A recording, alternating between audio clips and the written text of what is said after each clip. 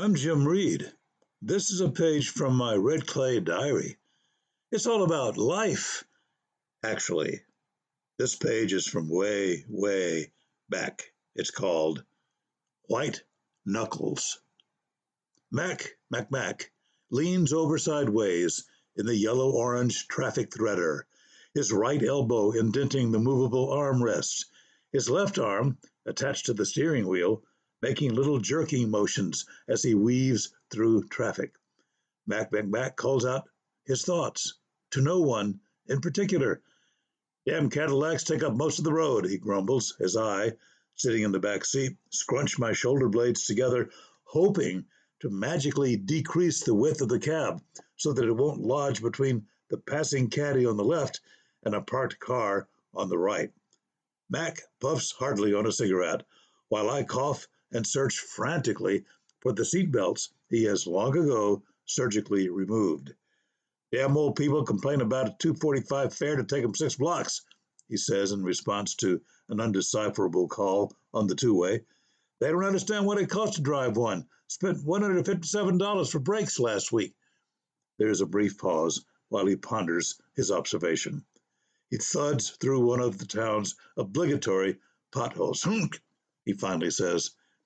Mac's sandy 1950s ducktail hairdo is about the only neatly kept part of his being, and he is cutting corners, indeed driving over curbs, to get where he is taking me. The muffler bangs rhythmically on the underside of the cab. Mac starts blowing his horn at a red car that is leaking over into his lane. He never seems to see anything more than a half-block ahead, so unloading trucks and stalled vehicles immediately cause the cab to stop and Mac to start cussing again. He pulls up into a handicapped space at the post office so that I can pick up mail. I hurry in, wondering whether my Iranian carpetbag will still be waiting for me when I return. Somehow, we arrive at the bookshop.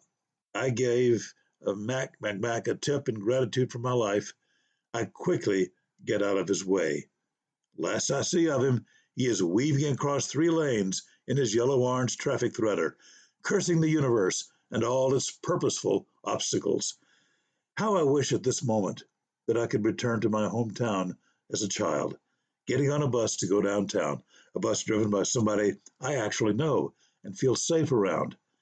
I kind of wish that Mac could also remember how nice it was at one time in his life to be quietly and politely shuttled around in a yesteryear small town where people who don't necessarily always like each other at least act neighborly towards each other, because, after all, they would be crossing each other's paths for the rest of their lives.